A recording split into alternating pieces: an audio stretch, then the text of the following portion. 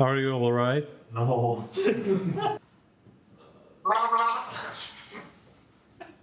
Today we are releasing the winter update, and as you can see, there's a load of snow. Everywhere, yeah. So the North Polar Cap map is coming out. Yes, right. Polaris outpost. And also fixes to the harvester. When I was testing it, there was only one in the whole game that got stuck. But he didn't get stuck physically, he got stuck in a little bit of a loop. So I'll have to catch that and put it into like a ideally hotfix update. But apart from that, they worked really well. Skibbity, skibbity, skibbity, yacht. 2 number 9s. 2 number 9s.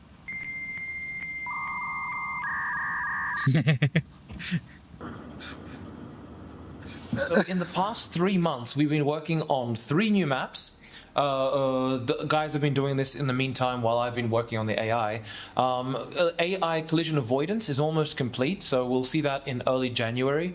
And yeah, right now there's the harvesters have been pretty much like completely fixed. There's a few little minor issues remaining, but otherwise, I think we're in pretty good state, and there's a lot to look forward to in 2025. Okay, so over here we can see the just a group of AI. These two have collision avoidance, or like the first iteration of it. What they do is, as they drive through, they'll create a dynamic, and I'll just pause it so you can see it, a dynamic navigation graph. So all the red points are where they cannot drive because that's where something is in the way, and you can see the path it's finding to the next point through here, right?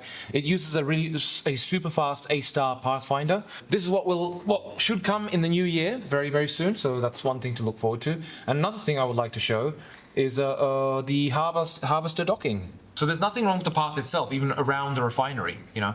But where it kind of like breaks down is the collision avoidance. So that's what people consider as part of pathfinding, which is perfectly understandable. But otherwise, if I just speed up time so we can see it get closer, and I'll slow it down here to a normal speed, you'll see it kind of like slide a little bit, and that's the algorithm taking control of the harvester and just making it slide into the correct position. So it still looks pretty good. This is the most extreme angle. Obviously, if it approaches it from like from over here, you wouldn't even notice. There's these things, of course. Then I'm looking forward to diving into the air units and all this kind of stuff, because they need to significantly improve. But first and foremost, what I do want to address once I've finished collision avoidance for vehicles is I want to dive into the alien AI, because that one's suffering the most, and especially with the harvesters now harvesting like properly. Yeah, the aliens, they're left in the back kind of a little bit, right? Ideally, we'd have the AI finished by January or by February, ideally.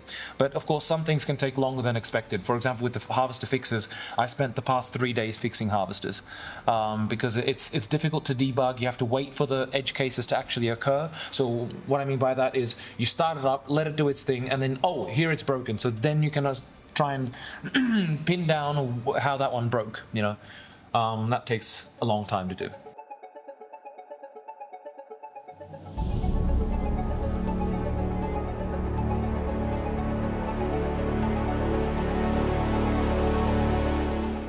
So for the past 2 weeks, I've been working on Polaris Outpost, which is based in the North Pole of Baltarus. Covered in snow, I believe probably be about minus 100 degrees, maybe, potentially. Trying to make a terrain that looks frozen over and windswept. It's a beautiful but also hostile at the same time. I hope I've achieved that.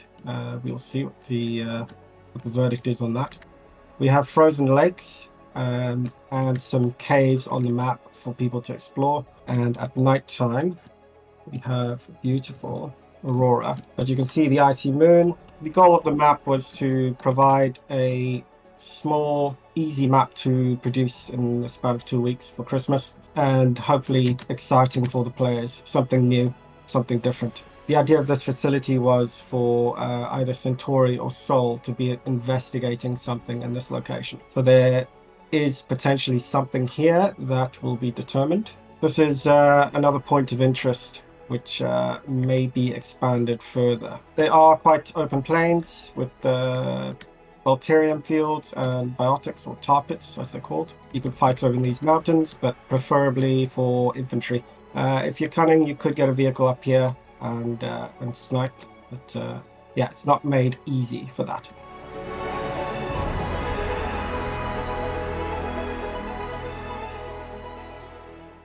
So, welcome to our all-series devlogs, where we're gonna show you how to make games. So, if you see this code right here, it's quality code because Karmok wrote it. Yeah. But on the other hand, if you looked at his code, it's a pile of shit.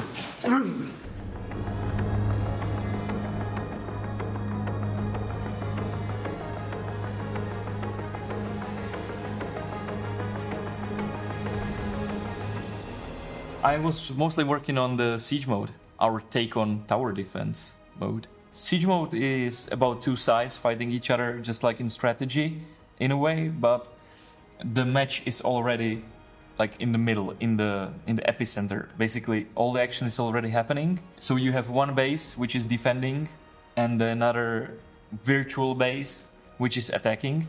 And both of the factions are actually getting new resources in waves. Same as in strategy, you also get one player playing the commander and multiple players playing on the ground. I take a lot of the feedback from community actually, so I'm very thankful to the guys who help on Discord, who report stuff, and yeah, because I wouldn't be able to detect all the problems there. Like, there are things which I can see that, yeah, of course, you shouldn't be, I don't know, losing resources in the next resupply run, but there were things which I just couldn't find, so thank you guys. Right now, I'm making the respawn menu even greater by changing the way it works. So the new respawn menu will work so that you click on a spawn point, it gets highlighted, it rolls out a menu like this, where you have all the available units on that spawn point,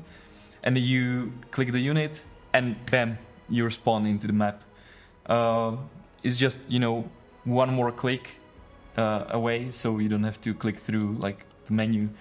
And also it opens near the spawn point you clicked, so you don't have to go over on the other side of the screen. I hope this is the final iteration, but we'll see whether Drum has the same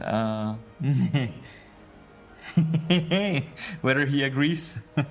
Because yeah, it's like 5th iteration and I'm already, you know, having flashbacks like from Siege.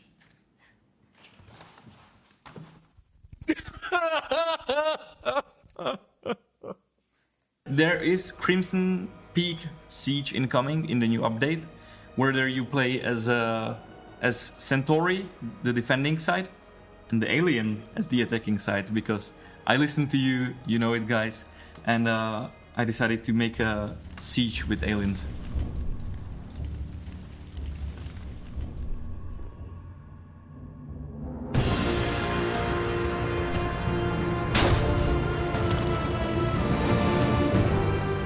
When I joined the project in July of 2023, I immediately got started working on the concept art for soul structures.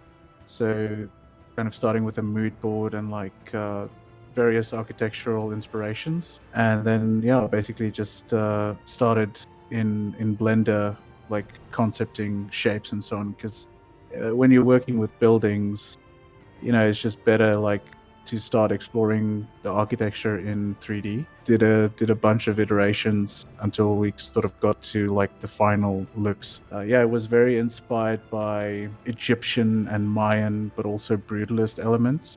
So the next aspect was like level design. So with Crimson Peak, the idea was kind of forward-looking in terms of the gameplay.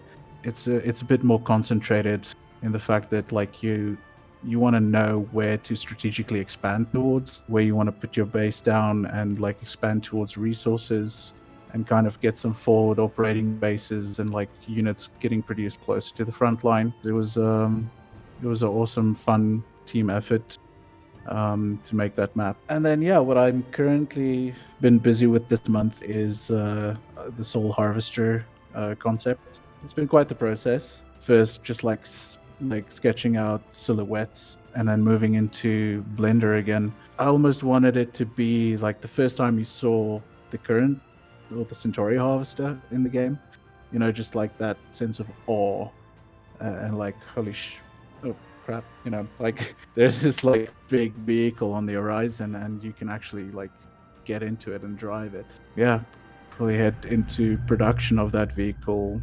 at the start of next year.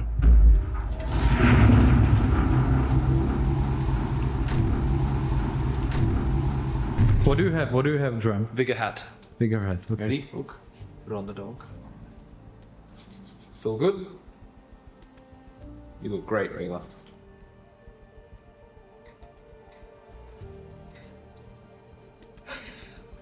I joined the team recently, about 2 months ago, and yeah, I'm currently working on a new game mode called Sandbox, which is inspired by, like roughly inspired by Amazo's mode. So you have like a game master that has control over everything and can create a narrative for other players. So they can, spawn units or structures for any team, like Alien, Soul, Centauri, even Wildlife. Yeah, I also like to compare it to tabletop RPGs like Dungeons and Dragons, where you have a game master or a dungeon master that tells a story, but then also can react to what the players are doing. So this is mostly for FPS players and one game master that has like control over all the structures. The game master works in the top-down view in the strategy mode. And yeah, so we have like some new UI here. We have the build menu where the game master can select from which faction to choose, a structure or alien. They can place it, so we can, for example, create a little ambush up here and over here. And then we can say, okay, there's going to be a spawn point over here. So, and you have like other controls like the time of day, etc. And then if we hop into the player role, we can see, okay, I can select the spawn point here. And now, like, I can't show it off at the same time, but now you can see I spawned here and the aliens are up there.